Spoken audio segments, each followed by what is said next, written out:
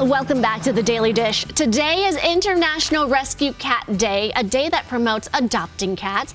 Joining me now is Nick Lippincott, Senior Manager of Lifesaving at Best Friends Lifesaving Center in Salt Lake City.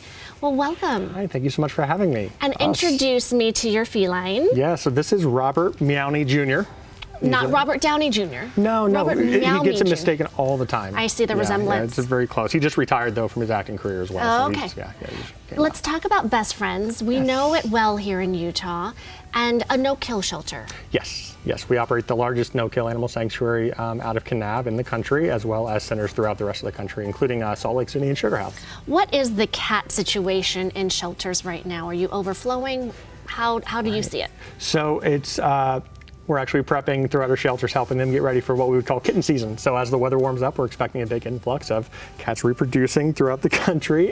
So a lot of kittens coming into our shelters. So that means more demand and more need for people in the communities to adopt, donate, foster, and volunteer to help get them out of there. Tell us more about Robert here. Beautiful cat. Right. So yeah, Robert came to us from one of those shelters. Our goal at Best Friends is to take in animals that may need the help, that may need some support, some love and a home. Exactly. That might not have visibility otherwise. So Robert is one of those cats. He's 4 years old or so. We're never really sure when we have our strays, right? We don't know everything, but he's incredibly sweet. He's a male. He's about 4. I know, right? Sweet. He's an awesome little dude. He's actually declawed too. So just another proof that we don't know sometimes what comes into our shelters. Anything can, including really sweet guys like Robert who are ready to go for a home right now. How do we celebrate International Cat Day?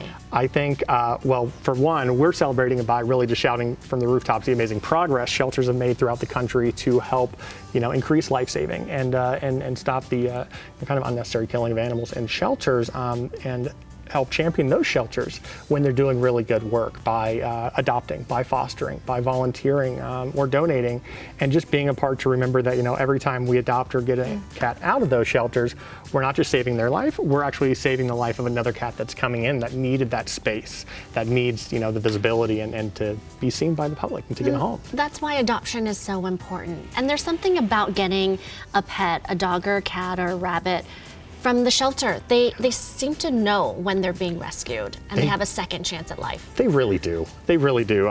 Every one of my critters, are from a shelter in some scenario or another, and they do. They just know. And the kind of appreciation and thankfulness they kind of show every day is hard to ignore, honestly. Is the process pretty simple? If someone out there wants Robert today or any other cat, right, is it a simple process? Yeah, so every shelter is obviously different, right? Everybody has different things. We at Best Friends really pride on what we would call barrier-free adoption, right? So we want to open the doors to as many people, like we're asking people to open their doors towards animals.